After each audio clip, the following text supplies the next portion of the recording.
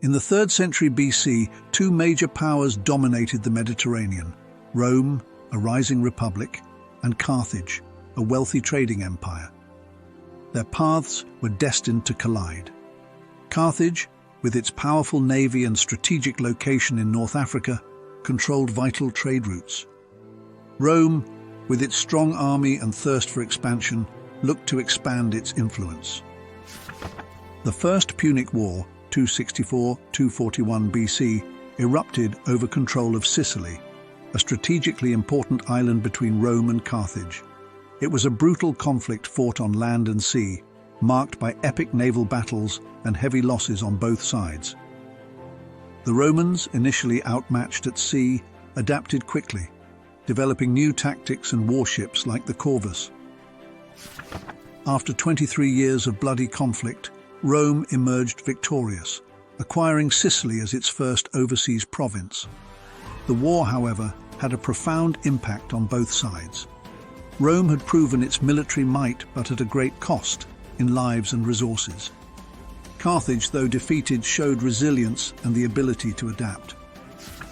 Following the First Punic War, Carthage focused on rebuilding its empire. A key figure in this period was Hamilcar Barca, a skilled Carthaginian general. He instilled in his son Hannibal a deep hatred for Rome and a thirst for revenge. Hannibal, a military prodigy, would later become Rome's greatest adversary. In 218 BC, Hannibal launched the Second Punic War in a daring and unexpected way. He marched his army, complete with war elephants, over the Alps and into Italy itself. This audacious maneuver took the Romans by surprise and marked the beginning of one of the most famous campaigns in military history. Hannibal's invasion of Italy sent shockwaves through the Roman world. He quickly defeated Roman armies in a series of devastating battles, including the Battle of Trebia, the Battle of Lake Trasimene, and the Battle of Cannae, considered a masterpiece of military tactics. Despite these victories, Hannibal struggled to deliver a decisive blow to Rome. Unable to defeat Hannibal directly on the battlefield, Rome adopted a strategy of attrition. They avoided major confrontations, instead focusing on harassing Hannibal's supply lines and retaking lost territory. This period tested Rome's resolve, but they showed remarkable resilience. While Hannibal held out in Italy, the war expanded to other fronts, notably Spain and Sicily. In Spain, Roman generals like Scipio Africanus won key victories, gradually pushing back Carthaginian forces. In Sicily, the Romans besieged and captured the important city of Syracuse. With Roman fortunes improving, Hannibal was recalled to Africa to defend Carthage itself.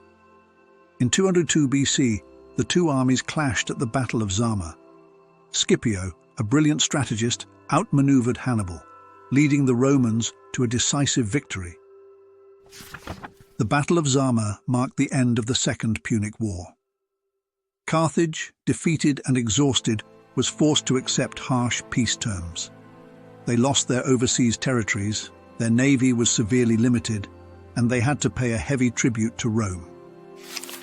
Despite the victory, Rome developed a deep fear and mistrust of Carthage. Cato the Elder, a powerful Roman senator, famously ended all his speeches with the phrase, "Carthage must be destroyed." This sentiment reflected Rome's growing paranoia and its desire to eliminate any future threats.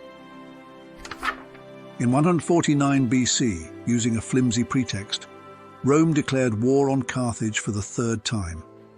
This time, there would be no Hannibal, no epic battles, no chance for Carthage to resist.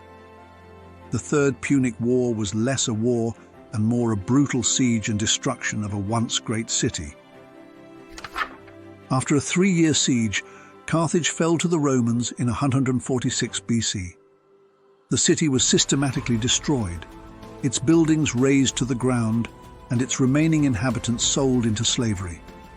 What was once a thriving metropolis became a desolate ruin. The destruction of Carthage marked a turning point in Roman history. It eliminated Rome's greatest rival and secured its dominance over the Western Mediterranean. The Punic Wars had transformed Rome from a regional power into an empire. Though Carthage was physically destroyed, its legacy lived on. The Punic Wars had a profound impact on Roman history, shaping its military, its politics, and its culture. Carthage serves as a reminder of the brutality and consequences of ancient warfare. In The Fall of Carthage, Adrian Goldsworthy provides a compelling account of the Punic Wars, offering insights into the military strategies, political machinations, and cultural clashes that shaped this epic conflict.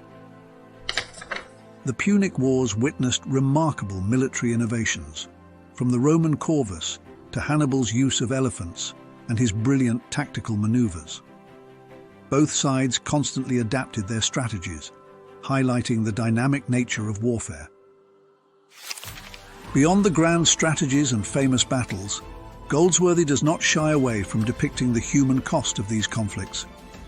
The book highlights the sacrifices, hardships, and brutality faced by soldiers and civilians on both sides. The Punic Wars produced extraordinary leaders on both sides. Men like Hannibal and Scipio are still studied by military strategists today. Goldsworthy underscores the importance of leadership, strategy, and the ability to adapt in shaping the course of history. The Fall of Carthage is an epic tale of ancient warfare, political intrigue, and the clash of civilizations. Have you read the book, or are you interested in learning more about the Punic Wars? Share your thoughts and questions in the comments below.